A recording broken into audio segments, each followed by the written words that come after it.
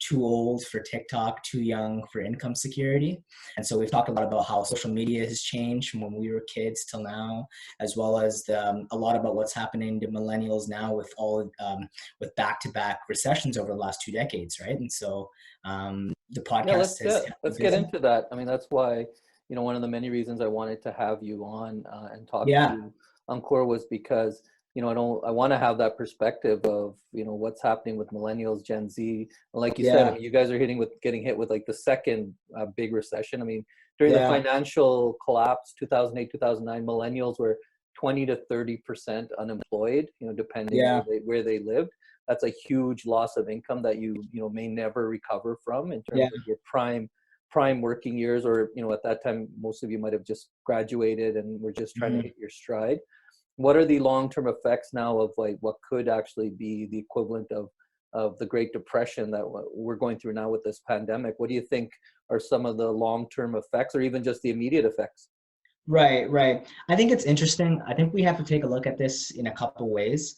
The first is just to delineate. I think the people that have had it the worst off are what I would say is older millennials, people right now who would be in their mid 30s, because in 2008, 2009, these people were graduating from college, right? And so they come out of college, a ton of student debt, especially if you're in the States, a ton of student debt, ready to get into positions. They either can't find a position or they're underemployed. So they're maybe bartending, they're hosting, they're doing things that don't necessarily require a university degree. And maybe over the next decade, they finally got their stuff together. Maybe they have children, and now they're hit with this. So not only have they not been able to save or have that steady source of income that people like Gen X had their predecessors, but now a lot of them, especially the older millennials, are dealing with things like with their old financial obligations. So I'm talking rent, student loans, but as well with new financial obligations. So I'm talking kids, right? And helping kids. So I think they probably, out of anyone, if I could talk about a subsect of people that have had it the worst, it would probably be them. If I could speak to my own generation, and by that I mean like I'm in my mid 20s, so I would say like very late millennials, very young millennials, or older Gen Zs. I think for us, we are just starting to get into the workforce. The last recession was more cautionary, like we were probably 12, 13, 14 years old. So we saw the fear in our parents where they were afraid to get laid off, and we saw the general economic anxiety.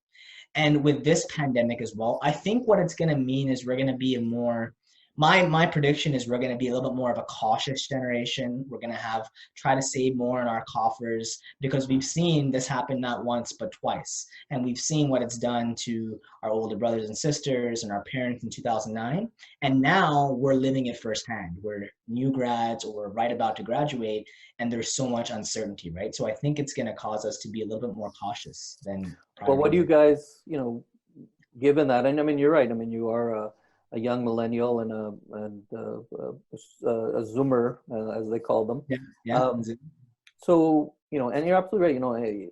Ankur, is that, we had maybe 3-4 of these kinds of pandemics in all of the 20th century. And now we've had 3 or 4 in just the first 20 years of this century, right? So they're happening more often. They're happening closer together. So you're absolutely right. We have to kind of plan for when is the next one, not if, right? Yeah. So, combined with climate change concerns, we got, cyber warfare, we've got, financial collapses, we've got pandemics, like, combined with all that stuff, I mean, we're definitely looking at something like this happening every decade or so. What do millennials, what do Zoomers do in order to future-proof their own futures? Good question. I think 2 things exist simultaneously in our generation. The first is existential dread. Like there is a sense of like climate change is happening in the United States, especially gun violence. There's this pandemic right now. There is a sense that, like, and not even just a sense, the data proves that a lot of things that our parents had, whether it's housing or education, are way more expensive for us. So there is a sense of existential dread. But on the positive side, I think there is also a sense of like, you know what? we can't let shit stand the way that it is because we're so young. So there's a sense of like, we can fight to change this. So, and I would point to things like the climate march or the March for Justice. If you look at a lot of these kids who are in high school right now, one thing that I've been impressed by is just the level of social justice and how much they care about this.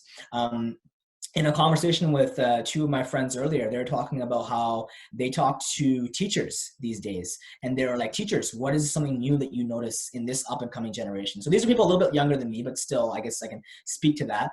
And the teachers were like, empathy. They're just empathetic and compassionate, and they get it. And they get that there are certain things that we're going to have to come together to solve.